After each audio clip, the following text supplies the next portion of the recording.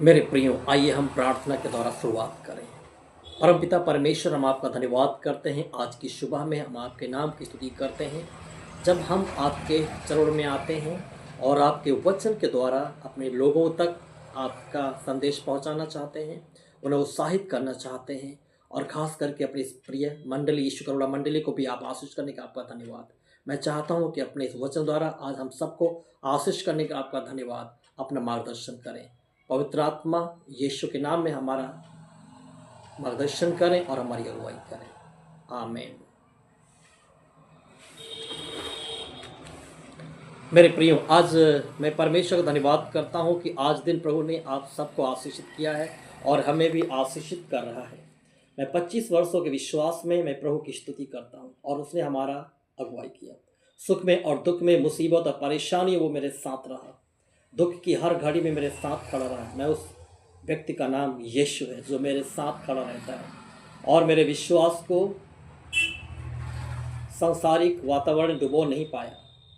विश्वास के संघर्ष की एक अतीत कहानी है जो दुखद कहानी है, पर आज वो सुख में बदल चुकी है। यीशु ने कहा, तुम्हारा दुख आनंद में बदल जाएगा और मैं तुम्हें दुगना सुख दूंगा। इसलिए मैं परमेश्वर धन्यवाद करता हूँ। आज जब मेरे मन में परमेश्वर विचार और मैं अपने 25 वर्षों में एक ही बात को गुनगुना रहा हूँ, तेरा वचन मेरे पाँव के लिए दीपक और मेरे मार्ग के लिए उजियाला है। जब भी मैं बाइबल को पढ़ता हूँ या बिना बाइबल के मैं चलता हूँ, तब भी मैं इस बात को गुनगुनाता हूँ, यीशु मेरे साथ है। और भजन संहिता 119 के 105 पद में यूँ लिखा है, तेरा वचन मेरे पाँव के लिए दीपक और मेरे मार्ग के लिए उजियाला है। मैं प्रभु की स्तुति करता हूँ और ये पवित्र वचन या पवित्र बाइबल मेरे जीवन को आशीषित करती है। मैं इसके बगैर नहीं रह सकता। और यीशु कहता है, तुम मुझ में बने रहो, मैं तुम में बना रहूँगा। जो चाहो मांगो, तुम्हारे लिए हो जाएगा। मैं जीवन भर इस वचन गुनगुनाता रहा। जब भी मैं सुबह उठता हूँ या शाम को, जब भी कभी एक बात याद रखता हूँ, तेरा वचन मेरे पाँव के लिए दीपक और मेरे मार्ग के लिए उजियाला है, और ये मेरे जीवन को आशीष में करता है। इसलिए मैं परमेश्वर का धन्यवाद देता हूँ और प्रभु की मैं स्तुति करता हूँ।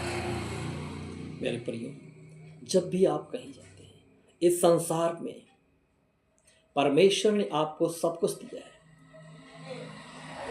आप जिस क्षेत्र में संघर्ष कर रहे हैं, उसमें यीशु आपके साथ है। जब आपका मन न लगे तो आप वचन की तरफ जाएं। जब आपको सही निर्णय न मिले तो आप वचन की तरफ जाएं, क्योंकि परमेश्वर आपके साथ खड़ा है और वो आपकी अगुवाई कर रहा है और वो आपको जीवन भर आपके साथ रहेगा। दुनिया के कोलाहल भरे युग में भी वो आपके साथ है।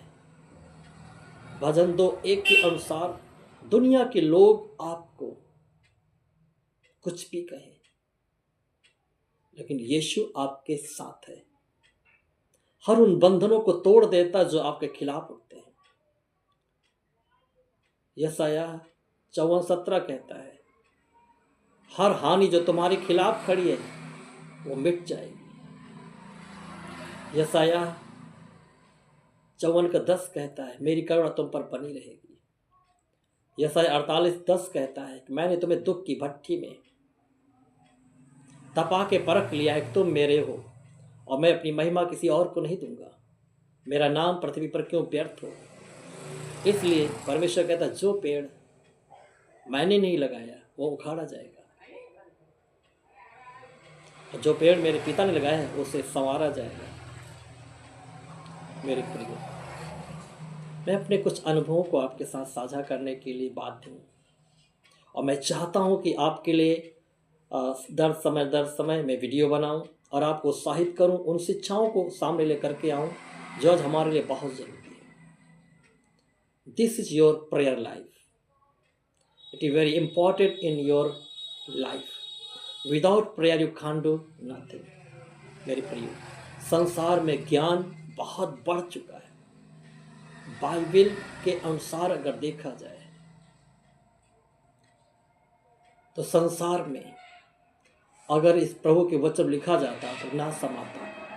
लिखा, अगर ये वचन को और गहराई से लिखा जाता और अधिक विस्तृत लिखा जाता और सब कुछ। मानो ये संक्षेप है।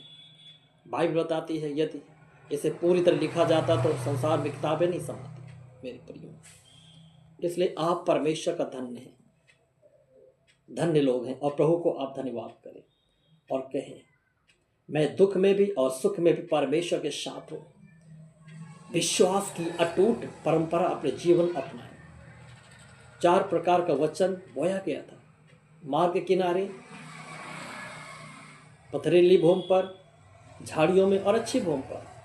ये 3 प्रकार के वे लोग हैं जिन्होंने ईश्वर को पूरी तरह अपनी जिंदगी में बसा नहीं पाया और बाहर हो गए। और चौथी प्रकार के लोग वे थे जिन्होंने ईश्वर को अपना महत्वपूर्ण योगदान दिया और प्रभु के पीछे चले। मेरी प्रिय, आप आगे बढ़े। सबसे ज़्यादा इम्पॉर्टेंट है आप परमेश्वर को वचन की गहराई में बढ़े, क्योंकि वचन परमेश्वर की आत्मा से प्रेरित है। 2 तिमोथियस 3:16 में ऐसा यूँ लिखा है। और हम पवित्र आत्मा को शोकित ना करें, उसके लोगों को शोकित ना करें, अपने अगुओं का आदर करें, अपने पासवानों का आदर करें, अपने गुरुजनों का आदर करें, अपने शिक्षकों का आदर करें। किसी भी दशा में आप आदर करें और आगे बढ़ जाएं। परमेश्वर की संपूर्ण व्यवस्था आपके लिए है। जब इसके खिलाफ उठते हैं तो परमेश्वर का क्रोध, उसका न्याय हम पर आता है और संसार पर आता है। अर्थात वो पेड़ जो मेरे पिता ने लगाया वो उखाड़ा जाएगा। इसलिए आप परमेश्वर की ओर लौटें, पश्चाताप करें और परमेश्वर की ओर लौटें। पश्चाताप करने के लिए आपको दुनिया के किसी कोने में नहीं जाना, जहाँ से बस यीशु को ग्रहण करें और अपनी अवज्ञा को आज्ञा में बदलें। कहें प्रभु आपका धन्यवाद, मैं आपके पीछे आ रहा हूँ। उड़ा पुत्र के समान आप यीशु के पीछे आ जाएं और उसकी महिमा करने वाले हो जाएं। तब आप भी कहने पाए मेरे साथ, तेरा वचन मेरे पाँव के लिए दीपक और मेरे मार्ग के लिए उजियाला है। भजन संहिता 119 के 105 पद को आप गुनगुनाएंगे, क्योंकि आप सुख में आपके साथ रहा, दुख में भी वो आपके साथ रहा, मुश्किलों में भी वो आपके साथ रहा, आपको उठाए चला। मानो प्रभु आपको बहुत आशीष का काम बनाए। प्रभु की स्तुति हालेलुया। और प्रभु आपको बहुत आशीष करें। यीशु के नाम में आपको महिमा दे। आमीन, आमीन, आमीन। प्रभु आपको बहुत करे। God will bless you all. Amen. Hallelujah. Glory to God.